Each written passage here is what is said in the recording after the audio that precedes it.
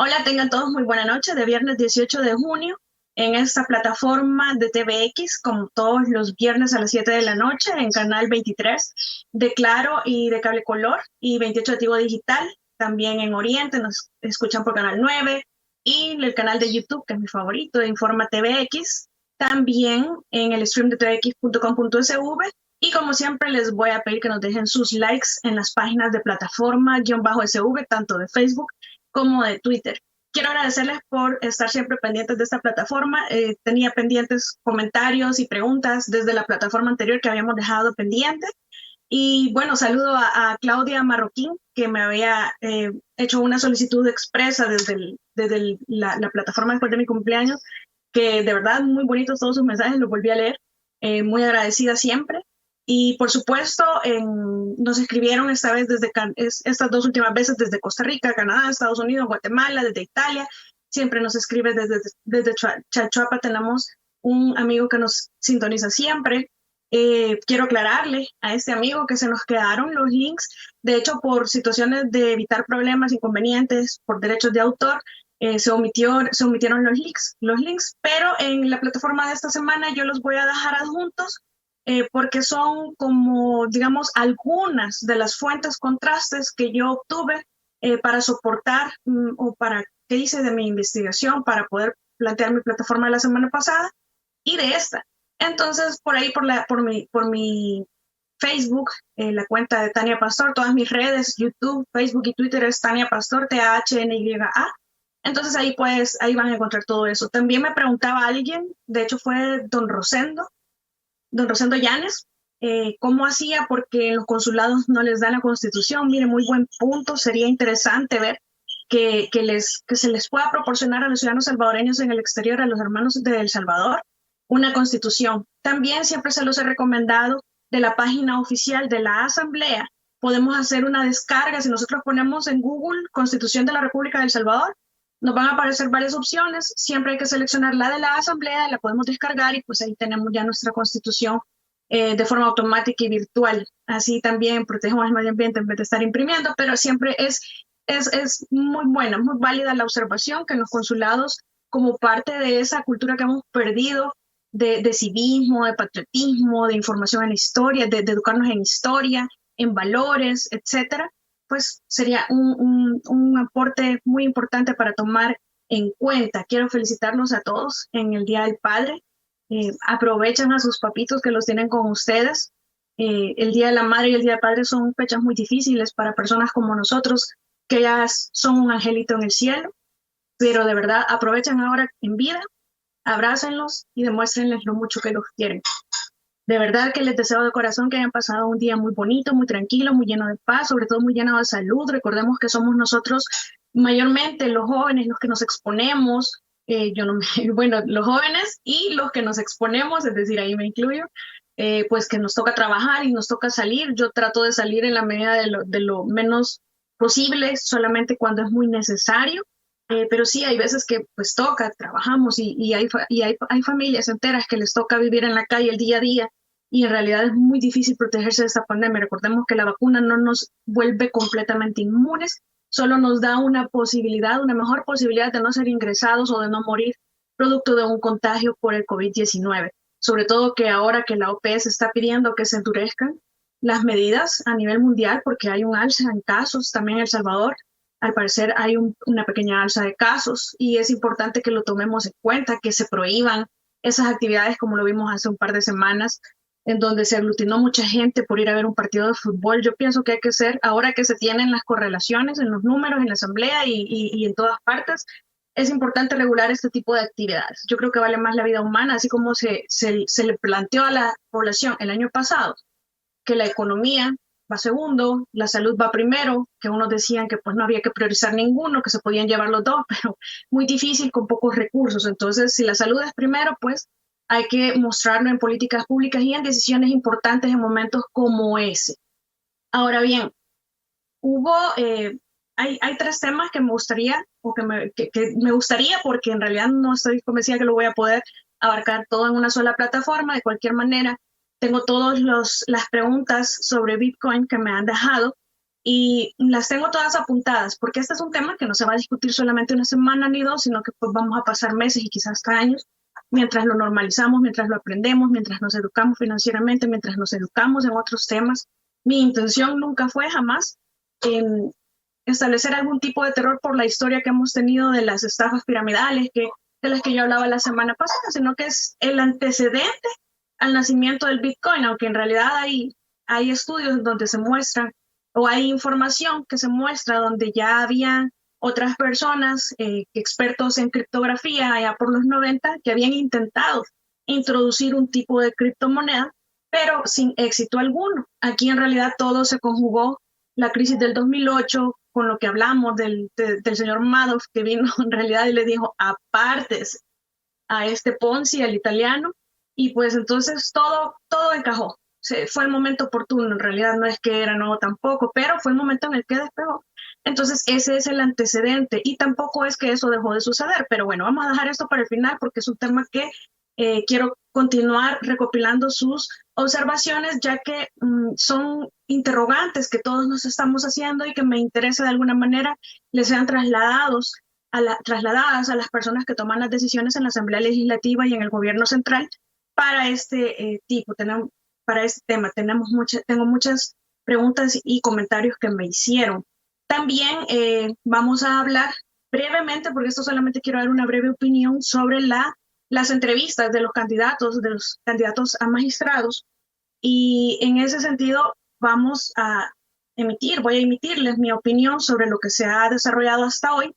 Y por último, que es con lo que vamos a comenzar, es el tema de fondo, en realidad para este día, es que se ha hablado mucho y continúa hablándose bastante, y tiene razón, de ser el tema del homicida de Chalchuapa y todo lo que se suscitó esta semana en cuanto unos consideran que ha habido una censura a la libertad de prensa, otros consideran que no. Yo voy a explicarles por qué yo considero que no es una violación a la libertad de prensa, que no es una censura, porque es una orden legal. Ahora bien, cuando nosotros hablamos de derechos fundamentales, nosotros sabemos que los derechos fundamentales no son absolutos. Siempre hay limitantes. Una de las formas de limitar un derecho fundamental, lo hemos discutido en otras plataformas, se los voy a recordar ahora para que quede como planteamiento a este tema que estoy abordando ya, es que una de las formas de limitar derechos fundamentales es precisamente las leyes. Así, por ejemplo, hablábamos en una ocasión la ley de escuchas que regula las intervenciones telefónicas. Esa ley es claramente una limitación al derecho que tenemos de la intimidad, que no se nos escuche, que no se nos esté persiguiendo en nuestra intimidad, nuestras conversaciones, nuestra comunicación. Es inviolable, dice la Constitución de la República, pero no hay ningún derecho absoluto. De hecho, en algunas ocasiones se hace en la interpretación constitucional, ya hemos visto cuando hacen que colisionan, nosotros lo decimos colisionan, de alguna manera que para ese caso concreto tiene que resolverse mediante la ponderación, cuál de los dos derechos, cuando colisionan dos derechos, cuál de los dos derechos es el que va a prevalecer en ese caso concreto sin que se afecte el núcleo del derecho.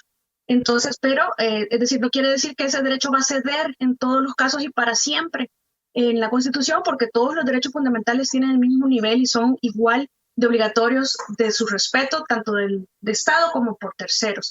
Entonces, una de las formas de limitar derechos es a través de la ley. Otro ejemplo es el derecho a la libertad ambulatoria.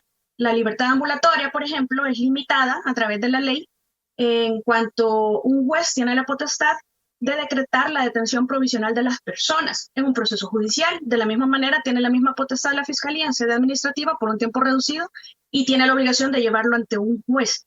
De manera que el juez puede hacer que esta persona o estas personas permanezcan en calidad de detenidos durante toda la tramitación del proceso o una parte de o se impongan medidas sustitutivas a esta detención, es decir, medidas que no sean tan gravosas, porque es importante que conozcamos que estas limitaciones a los derechos tienen que ser estrictamente proporcionales y necesarias al objeto que se persigue, es decir, no tiene que haber un exceso. Si hay una medida alternativa que logra el mismo objetivo y lesiona menos un derecho, pues hay que seguir esa medida. No hay que seguir la más grave, sino que siempre hay que buscar la manera de lesionar menos los derechos de las personas y lograr siempre los mismos objetivos. Ahora, ya si no se puede de otra manera, pues entonces ahí está la ley de escucha para intervenir, porque el crimen organizado creo que ha sido de las medidas más efectivas que hemos tomado, aunque también tiene sus contras. Recordemos que han habido por lo menos 2 fiscales generales de los que hay antecedentes de investigación y uno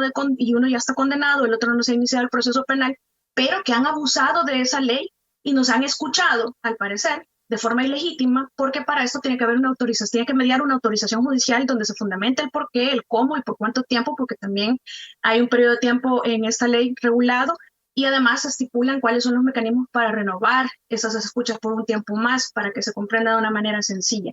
De igual forma, en la limitación de los del derecho fundamental a la libertad ambulatoria, pues también tiene sus pros y sus contras. Es sabido que en el país, tanto por parte de Fiscalía como por parte de algunos jueces, pues se ha abusado de esta potestad de limitar el derecho fundamental de las personas y se ha utilizado en exceso. Se ha cometido un abuso del derecho o de la potestad que tienen para limitar el ejercicio de este derecho, el ejercicio efectivo.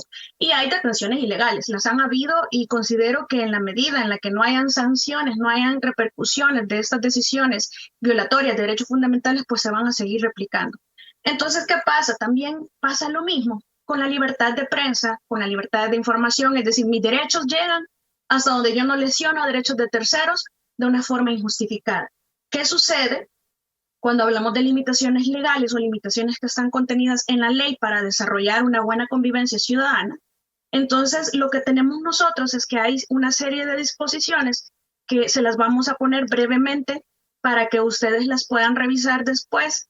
Y así tenemos que, por ejemplo, en un proceso penal, durante la fase administrativa de la investigación del delito, previo a judicializar un caso, es decir, cuando se está investigando en la fiscalía el caso, pues las diligencias son reservadas. De hecho, como litigantes enfrentamos muchas dificultades para poder ejercer la defensa de nuestros patrocinados, porque las diligencias son reservadas. De hecho, al artículo 76, que ustedes pueden ver en pantalla ahora, la fiscalía lo amarra muchas de las veces, de hecho siempre, al literal G, me parece que es, al literal la que comprometiera las estrategias, al literal G del artículo 19 de la Ley de Acceso a la Información Pública. Entonces, incluso hay una potestad que va todavía más allá que el artículo 270 de la Constitución, perdón, del Código Procesal Penal, establece en donde incluso se puede hacer una reserva a las partes, que las partes son las que generalmente tienen acceso al proceso, pero incluso la defensa en la investigación administrativa, ese acceso es bastante complicado y reservado, de hecho, por ley, porque se pretende no poner en riesgo la investigación, no poner en alerta a las personas involucradas o de interés en la investigación, porque pueden ocultar prueba, porque pueden falsear prueba o porque pueden alterar la prueba en el estado que se encuentra, pueden influir, de hecho sucede mucho, en los testigos, en las víctimas, pasa bastante también, y pues esa es la justificación que se ha encontrado para limitar, en este caso, el derecho de defensa. Imagínense qué importante es para una persona el poder tener acceso a las diligencias en donde se le está investigando. De hecho, también está el artículo 22, ya vamos a poner también todos estos que acabamos de decir, el 76, el 270 del Código Procesal Penal, el 19 de la Ley de Acceso a la Información Pública, en este caso también el artículo 22 de la Ley de Lavado de Dinero expresamente dice que las diligencias de investigación iniciales es de carácter reservado, y ahí es todavía muchísimo más complicado porque lo único que le dicen a uno es si hay investigación o no hay investigación, dependiendo del criterio del fiscal general de turno. Ahí es de verdad todavía más complicado que una persona que está siendo investigada pueda tener derecho a defenderse. Entonces hay limitaciones legales en este sentido. Y lo que se ha aplicado en el caso de una revista de circulación nacional, un periódico, una revista sobre periodismo investigativo en El Salvador, independiente, que publicó hace unos días un relato de este caso del homicida de Chalchuapa, pero la narrativa contenía transcripciones literales del requerimiento fiscal incorporado en el proceso judicial, independientemente de que antes no hubiera reserva y que ahora sí la hay. En ambos casos hay reserva. No está permitido en este momento. Hay una declaratoria de reserva de conformidad al artículo 307 del Código Procesal Penal, que lo vamos a ver en pantalla, establece, por regla general, los actos del proceso penal serán públicos, pero el juez podrá ordenar por resolución fundada la reserva parcial o total. Aquí está la justificación: cuando la moral pública, la intimidad, la seguridad nacional o el orden público lo exijan o esté previsto en una norma específica. Aquí nos vamos también al artículo 57, literal E, de la Ley Especial para una Vida Libre de Violencia contra la Mujer, y se establece la protección que tiene que haber con relación a la información de las víctimas. Y es que, y los familiares, y recordemos que proteger a estas personas, por mucho que puedan estar de acuerdo en compartir su historia, recordemos que la víctima está fallecida, estas son personas ofendidas, que son los familiares, se pueden identificar, y recordemos que el imputado también tiene familiares y también tiene amigos, y ya vimos qué clase de amigos. Entonces, exponer a las personas con su información que las pueda hacer identificables, creo que es muy grave. Además, que definitivamente puede entorpecer algunos actos de investigación. Desconozco el fundamento que hizo Fiscalía para solicitar ante un juez que se le ordenara a esta revista bajar de la web esta historia que habían expuesto, y como para ver el fundamento. Ahora, también hay que decirlo, me parece que hubo un exceso. El periódico perfectamente, la revista perfectamente puede hacer una solicitud para que se reconsidere el hecho de no bajar la nota completa, sino que eliminar de la nota. De hecho, esto se hace en YouTube muy seguido. Cuando hay violación de derechos de autor, pues YouTube permite que se suprima esa parte dentro de un video de transmisión que viola derechos de autor de otras personas o de terceros. Perfectamente podía, me parece, haberse hecho eso, que la nota quedara viva sin el contenido textual del requerimiento fiscal que forma parte del expediente judicial, que un juez ha ordenado una reserva conforme las leyes, conforme los artículos y disposiciones legales de las que ya hablamos, de forma que esto en realidad es un desarrollo legal que han hecho que hicieron los diputados, que hicieron las asambleas legislativas, en relación a que los derechos fundamentales no son absolutos, hay limitaciones y a veces están, y siempre las vamos a encontrar descritas en la ley. Esta es una de esas claras limitaciones que tienen una justificación válida, y en la medida en la que es una orden legal, pues definitivamente no constituye una censura a la prensa. Lo molesto en realidad es que se politicen temas como estos, porque hay personas, hay víctimas, las personas fallecidas, y están los familiares, que son los que al final del día sufren más la revictimización que sufren por todo esto, porque cada situación, cada cosa que se dice, que se publica, que no se publica, todo es revictimización. Recordemos que son personas que no solamente perdieron a un familiar, sino que lo perdieron de una forma brutal y de una forma bastante fea, que describir cada uno de esos pasos pues podría incluso ser hasta un poco amarillista. Pero de verdad que se le viene dando una publicidad, me parece que ya con quizás tintes un poco más políticos, partidarios o de oposición, que en realidad verdaderas opiniones técnicas, tanto de prensa como jurídicas, sino que ya parece que tuvieran otro trasfondo, porque desde el inicio se viene manejando como que si la reserva, y decir, como si se ha manipulado el caso. Bueno, hacen un enlace con el tema del control territorial, del plan control territorial. El plan control territorial, si bien es cierto, está destinado para acabar con la criminalidad y la delincuencia, o por lo menos para mantener la seguridad de las personas. Tampoco me parece que sea un plan, quizás me equivoco, un plan diseñado para identificar psicópatas en el país, y psicópatas de asesinatos seriales. Esto es algo excepcional, de verdad. Entonces, equiparar la efectividad de un plan de política pública del gobierno versus lo que está pasando, me parece que se está politizando, y se ha politizado desde hace ratos, como queriendo generar una reacción de apatía contra la política pública, contra el manejo de la situación. Habría que ver toda la petición que hizo Fiscalía al juez. La resolución judicial, en esencia, manda a bajar la nota. La nota, repito, me parece que pudo haberse mandado que se eliminaran las transcripciones literales del requerimiento fiscal, en donde consta la confesión que hizo este sujeto, y de esa manera se preservaba. Es decir, como que hubo un exceso en el sentido que a la hora de ver la necesidad, la proporcionalidad, la idoneidad, que es lo que se ve cuando se va a limitar un derecho, pues hay que limitar el derecho que tiene que ceder, porque hay uno que cede, el otro que prevalece, hasta donde sea necesario, no más. No había necesidad de ordenar que se bajara la nota completa, sino que solamente en lo que está sujeto a reserva, y es una reserva absoluta, en la que está planteada dentro de ese proceso. Es decir, nada puede salir que sea contenido de ese expediente judicial.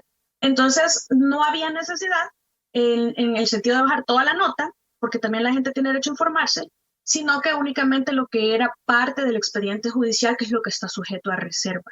Eso es lo que me parece que debería haber sucedido, y en ese sentido, mi opinión sobre este tema, podemos estar de acuerdo o no, pero eso es el análisis que yo hago técnico. Ya si lo queremos ver político, pues vamos a decir sí hay censura, y si somos opositores del gobierno, pues todo lo con mucha más razón.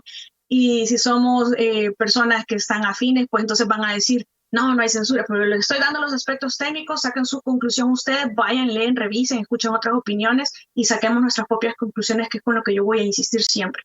Brevemente, con el tema de las entrevistas a candidatos a magistrados, creo que se puede mejorar para los próximos días. Todos los candidatos, y sin excepción, merecen respeto. Creo que se pueden hacer preguntas de la manera que contengan lo que ustedes deseen, señores diputados, pero hay que mantener un respeto. Eso habla de nosotros, no de la persona que tenemos sentada enfrente. Creo que se puede mejorar muchísimo en la técnica de interrogación, porque en realidad es un interrogatorio, sin juzgar, sin acusar y, por supuesto, sin tratar de denigrar o faltar el respeto. Me parece que se puede hacer todavía mejor trabajo el mecanismo de salirnos de un interrogatorio preestablecido. Me parece genial, pero sí me parece que a la hora de conducir las preguntas hay que ser un poco más respetuosos. Se los digo de todo corazón y con la mejor de las intenciones. Ojalá, y si no salen pues los candidatos de allí, se pida una lista sin ningún tipo de sesgo al Consejo.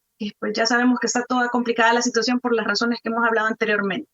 Pero eso vamos a dejar entonces, como pude prever, las preguntas sobre el BTC. Me pueden dejar más consultas, yo les voy a dejar los links en mis redes sociales para que puedan consultarlos, los que tuve de apoyo en la semana pasada como contraste de la investigación que hice, algunos nada más. Y pues vamos a seguir conversando sobre todos estos temas de interés nacional. Agradezco mucho su atención y como siempre les deseo mucha salud, se les quiere muchísimo, un abrazo muy afectuoso y si Dios lo permite nos escuchamos el próximo viernes. Hasta luego.